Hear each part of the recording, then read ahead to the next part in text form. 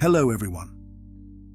Infidelity is one of the most painful betrayals in a relationship.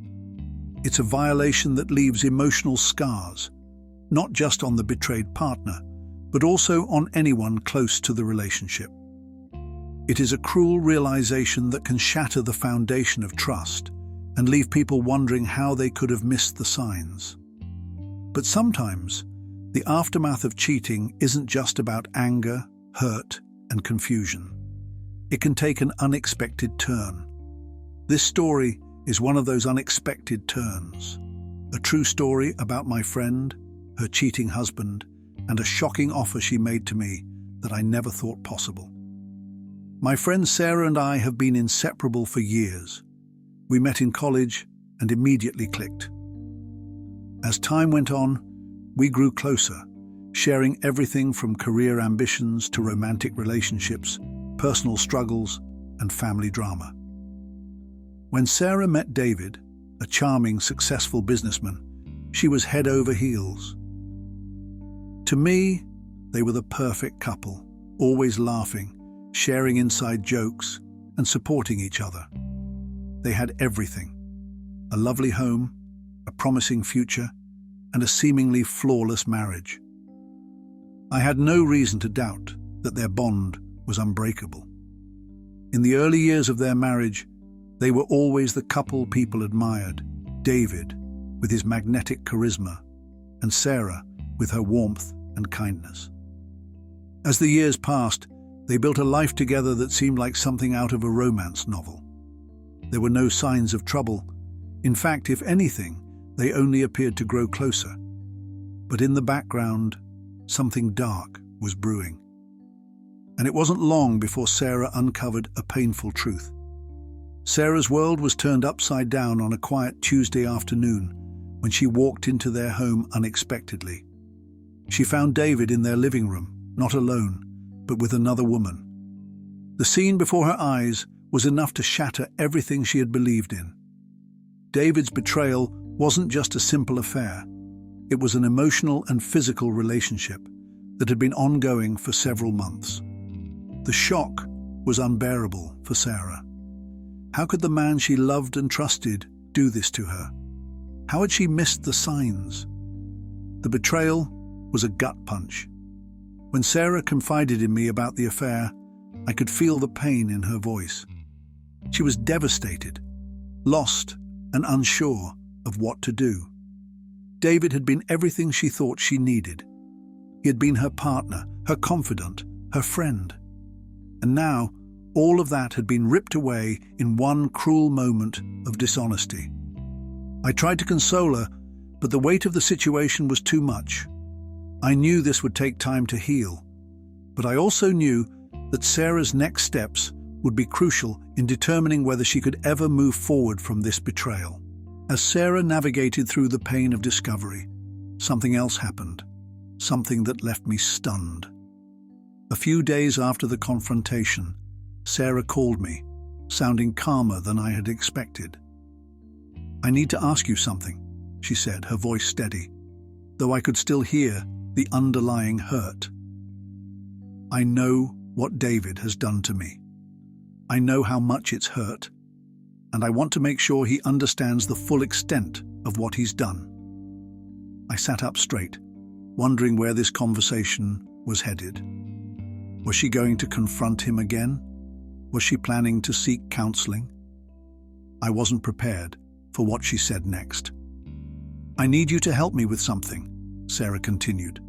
"I want you to talk to David, but it's not going to be just a conversation. I want you to ask him for something big, something that will make him regret this whole affair. I want you to ask him for a large sum of money."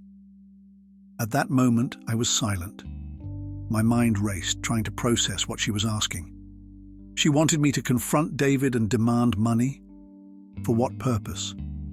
I could tell that Sarah's emotions were still raw, and in that moment, it felt as though she was grasping at anything to feel in control of a situation that had been taken out of her hands. "I'm not asking for this because I need the money," she explained. "It's not about that. It's about making him feel the weight of what he's done. He needs to understand that what he did isn't just a mistake. It's a life-altering betrayal. If he gives me this money, it'll be my way of regaining control. I didn't know what to say. My first instinct was to decline. Asking David for money seemed like a way of holding on to bitterness rather than finding healing. But then I remembered the level of pain Sarah was experiencing. In that moment, she wasn't asking for revenge because it would make her happy. She was asking for something that would, in her eyes, help her regain some semblance of control in an uncontrollable situation. As I reflected on Sarah's request, I was torn. On the one hand, I understood her need for justice. Her world had been upended, and she wanted some form of retribution, something tangible that would reflect the magnitude of David's betrayal. But on the other hand, I couldn't shake the feeling that this kind of confrontation wouldn't solve anything. It would only deepen the divide between Sarah and David and keep her anchored in the past, trapped by her anger. I also couldn't ignore the fact that Sarah's request came from a place of deep emotional turmoil. She wasn't thinking clearly. In her mind, she needed to punish David, to make him suffer in the way that she was suffering. But this wouldn't bring her peace. I knew that. It wouldn't heal her heart. It wouldn't repair the damage David had done. Infidelity brings with it a complex web of emotions: betrayal, grief, anger, self-doubt. In Sarah's case, she was dealing with a sense of worthlessness. How could the man she had trusted, the man she had given her all to, hurt her in this way? She was questioning everything: herself, her decisions, and her ability to trust anyone ever again. The offer she made to me was an extension of that emotional chaos, a desperate attempt to restore control when her world had been shattered. What I understood, after taking a step back, was that Sarah didn't just need revenge, she needed healing. And healing doesn't come from trying to make the other person suffer. It doesn't come from asking for material compensation. It comes from within. It comes from forgiveness, not for the other person, but for yourself. It comes from letting go of the anger that keeps you bound to the past. After much contemplation, I called Sarah and shared my thoughts with her. I told her that while I understood her desire for retribution, it wouldn't bring her the peace she was seeking. I explained that the best way forward was not to focus on punishing David, but to focus on her own healing.